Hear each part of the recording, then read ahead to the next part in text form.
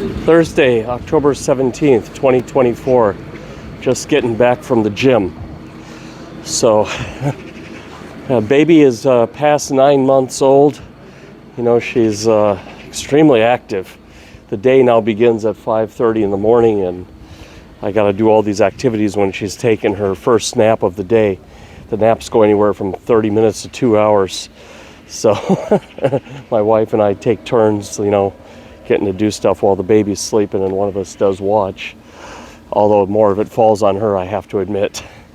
That's just the, I guess that's just the way the ball bounces. But yeah, what do I want to talk about today? Kamala Harris interview. You know, I think, you know, my first reaction was that it went pretty bad for her.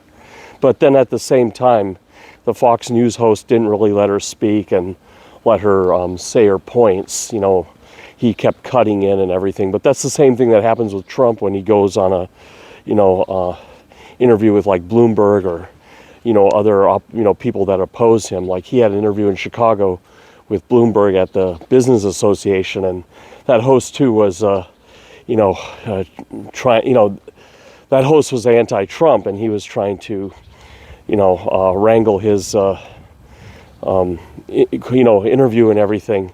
But I think the Fox News guy was much worse, you know. But at the same time, Harris's answers, you know, when she did get a chance to speak, weren't that good. You know, like on the immigration, you know, a lot of the reviewers said she did have the first 2 years. Her and Biden had the first 2 years of the you know, 2020 to 2022, or 2021 to 2023, I guess, because they come in January of the following year to get stuff straight, you know, with the border, and get that solved and pass their bill and everything in those first 2 years, instead of looking for the bipartisan thing.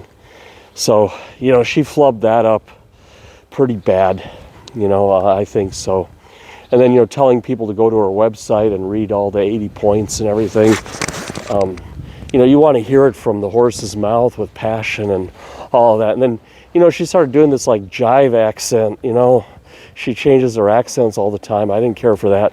And I watched a Trump Bloomberg interview, and it was, you know, he mostly made his points, but a lot of times he would ramble and go on a sidetrack. And, you know, I think that's what a host is supposed to do. The host kind of let him do that more in Chicago than when Harris was doing the interview, you know, because that gives people, you know, they can see how the candidate is. Are they evading? You know, are they easily distracted? You know, like Trump tends to ramble, but he is looking like the better of the two. Neither of them are that great, but, you know, my view is this: like, Trump will open the door to someone like Nikki Haley in the future. You know, and I think J.D. Vance, you know, he impresses me. You know, to me, he's impressive. Self-made guy, speaks to the point. You know, he listens to those questions, he digests, and he answers back. You know, he does very little evasion. I mean, if he's doing it, it's purposeful. You know, very well done. And, you know, Tim Walz, I just find it unacceptable that he had a DUI. That's like a career ender if you're in the military. And people are saying that makes him more relatable to the public. Well, I don't drink. I never had a DUI. You know, I don't like to be anywhere around alcohol. So I don't know how that relates to me. You know, drunk drivers. As far as I'm concerned, drunk driving is like a tantamount to attempted murder. You know, that you can kill a kid. You know, you're driving intoxicated, you can hit a kid, you can, you know, kill a family. You know, it's to me a pretty serious crime. I mean, in Europe, if you're caught drunk driving, it's treated very seriously. You definitely lose your license for life. I know in Norway. I mean, and the threshold for being drunk is like one alcohol-filled chocolate can put you over the limit. It's like less than a beer 5 hours ago can put you over the limit. So when people in Norway go to a party or everything, they get a taxi home, or they just crash out, you know, wherever the party is at. You know, they sleep on the floor or something. I mean, they don't even dare try. It's very serious. I don't understand, like, how, you know, this is taken so lightly in America. It's just not cool. So yeah, I mean, yeah, and how's the election shaping up?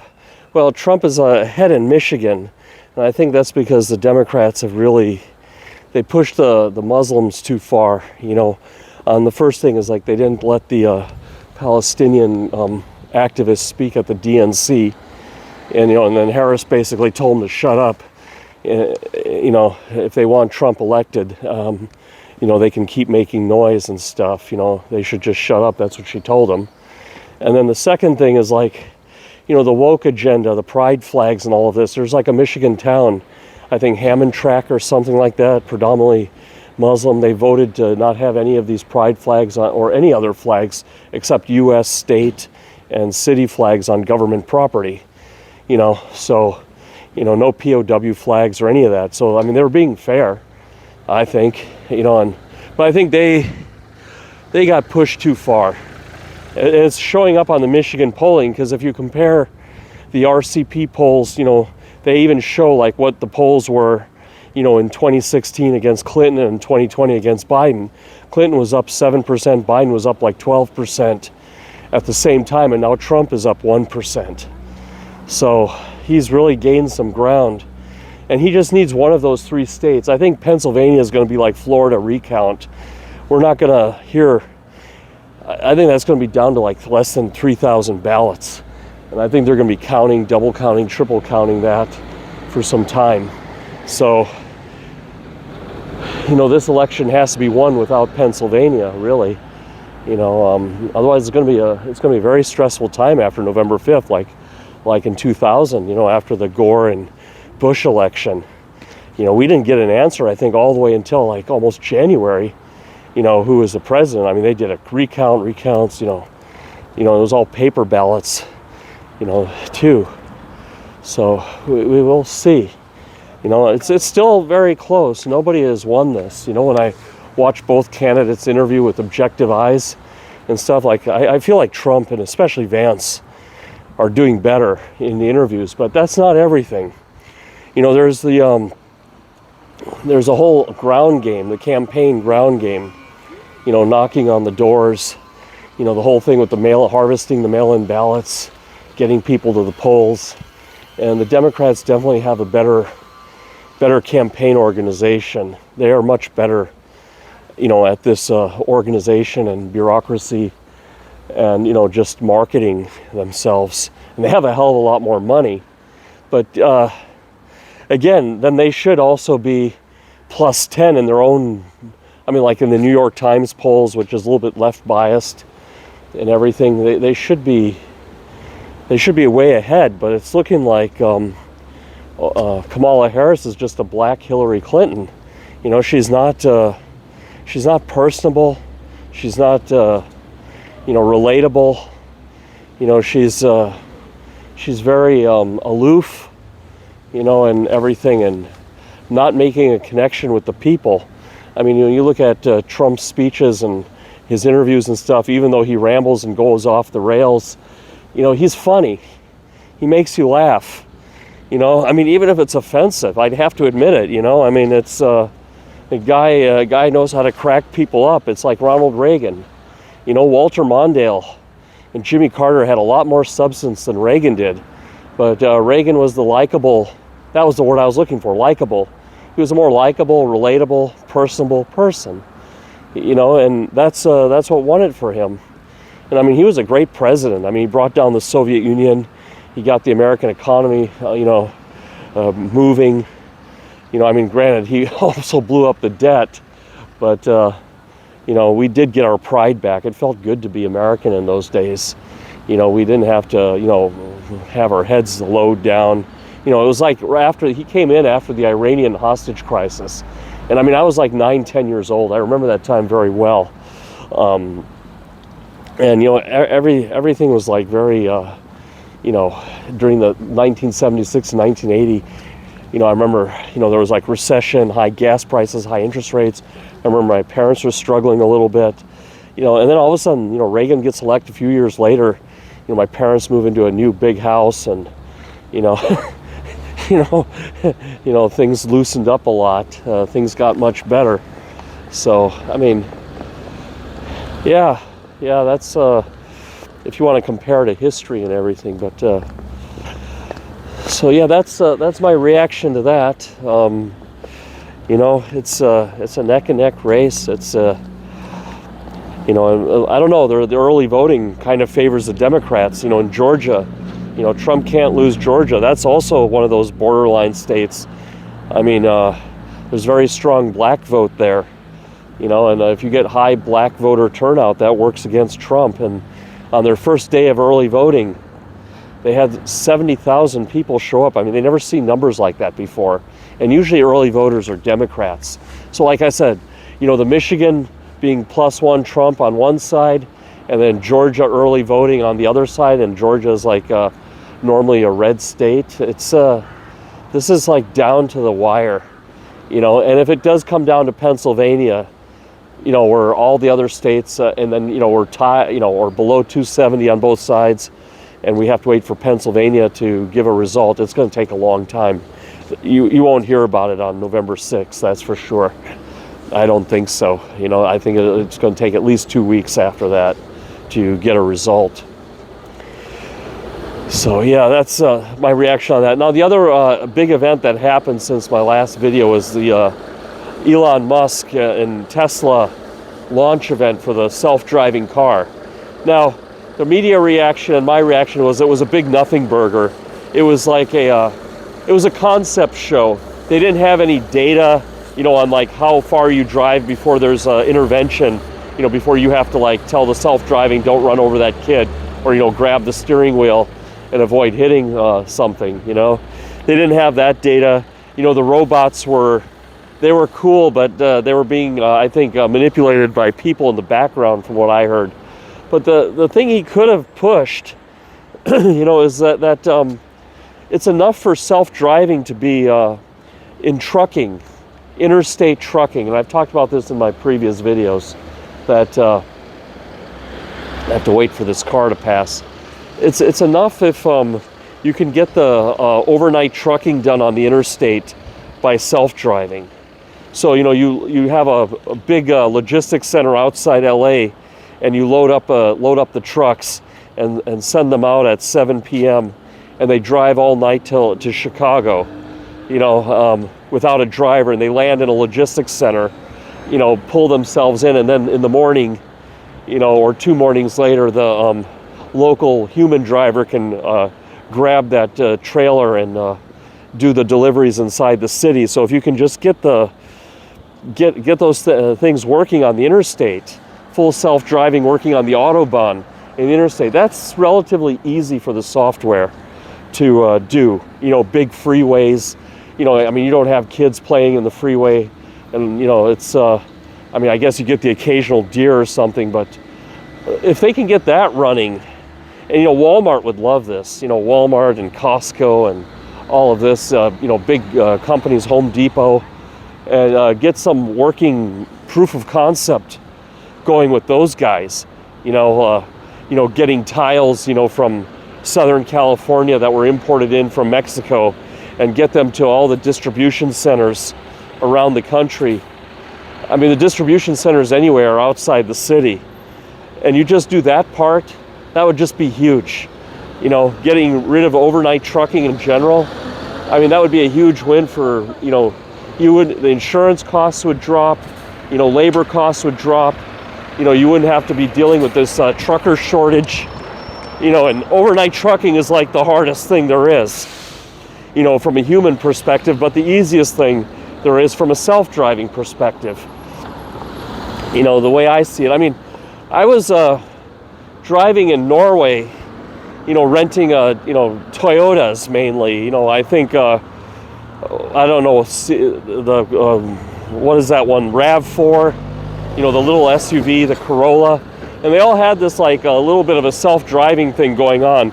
Like they could hold the lane. You had to keep your hands on the steering wheel, but occasionally I would, you know, it would keep the distance from the cars in front of you. You know, it would, it knew the speed limit, and it was semi self-driving. I didn't have to intervene when we were on the main roads, like the main Norwegian freeways where you could go 110 kilometers an hour. It was doing really good there. it was staying in the lines because it can see all of that. The cameras can see the lines are very clearly marked. So that's where it should be rolled out. They shouldn't be aiming to roll out self-driving right into like the neighborhoods and everything. They should be, doing it first on the big roads, then get it to work on the secondary, collect enough data with regular Tesla vehicles, and get it to work on the secondary roads, with the trucks, and do it at night, when there's less chance for people to be on the road, and just get logistics. First start with the logistics business before you start with human passengers, and then maybe you could do buses. Once you have done enough of these overnight trips between LA and Chicago, or LA and Las Vegas or something, maybe then you can have self-driving buses. Now that would be like super cheap. That would be much cheaper alternative to flying, self-driving Greyhounds and everything. And again, those could park just outside the city in some big center, and then people could take some smaller bus or regular taxis or get a ride into the city or something. Or, be parked at an end station, where a metro is or something, like in Chicago or something, go to Aurora, and then they can ride the train rest of the way into the city. That's the approach they should take. I don't know, I guess I'm not available for hire. I have to be here in Ukraine for at least another year. We're contemplating returning to America next year because I have to take care of some of my my mom's property and everything, that needs a renovation. So we might turn that into a trip, but that's for a subject for another video, going back to America for a little while, take care of some business there. But I don't think Tesla has any offices here in Lviv, but if they do, this is my open application, right? Be a thought leader, project manager, whatever. So yeah, that's my thoughts on that. I'll say this: if Trump gets elected, we will be very lucky to have Elon Musk, in our government, to make the processes more efficient, to get rid of the waste, to get the same amount of services delivered at higher quality and less cost. We could free up those government workers to work in semiconductor factories. We could retrain them. That's my thoughts. This thing he did with the Starship, where they captured the rocket with the gantry, that was just absolutely impressive. America just jumped 100 years ahead of China and Russia. I mean, that people cannot comprehend how amazing that technology is. I mean, from a mechanical engineering point of view, from a hardware, computer hardware point of view, like having the right microprocessors, the right chips, and then the software, and then the components, these, I imagine they use LiDAR and they use a lot of these optical components. I mean, people cannot comprehend the feat of engineering that was just achieved. I mean, this was like the greatest thing in aerospace technology since the Wright brothers, in my opinion.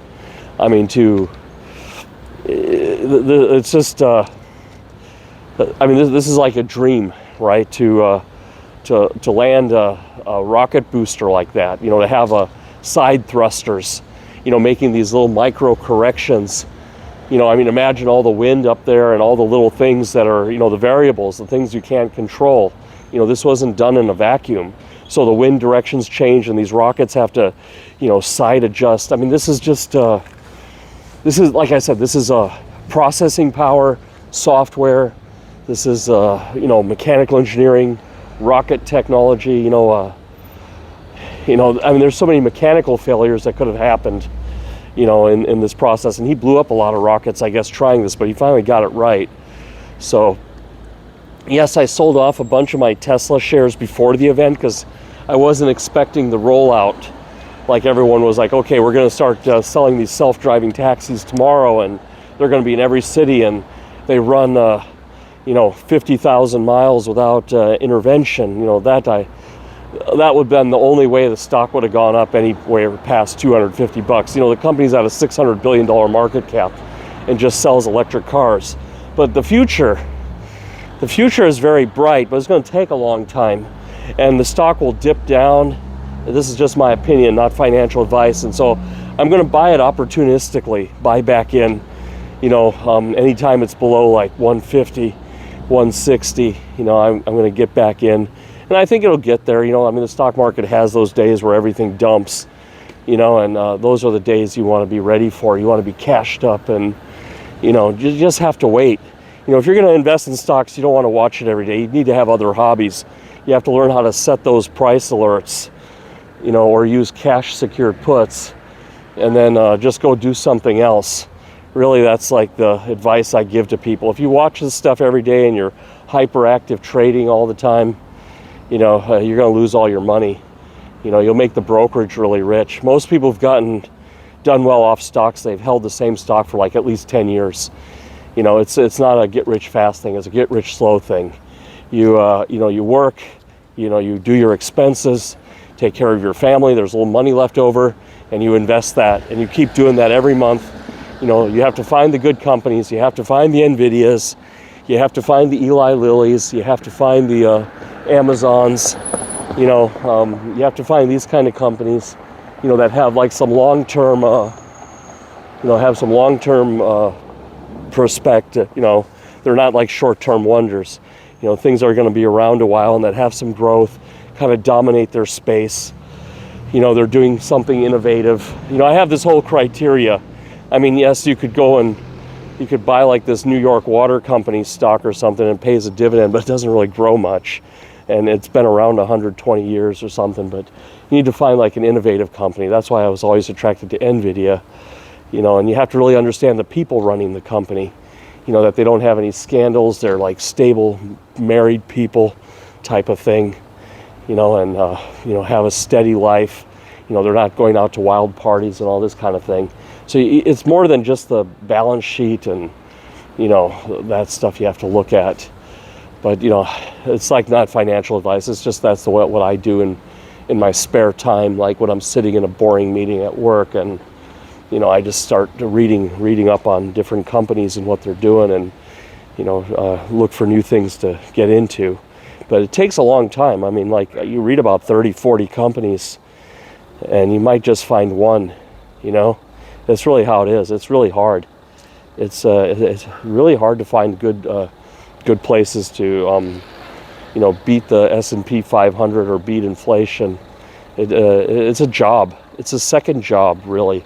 It's not easy, and it's not automatic, So anyway, that's all I got today. I'm back home, back to parenting. See y'all later. Bye-bye.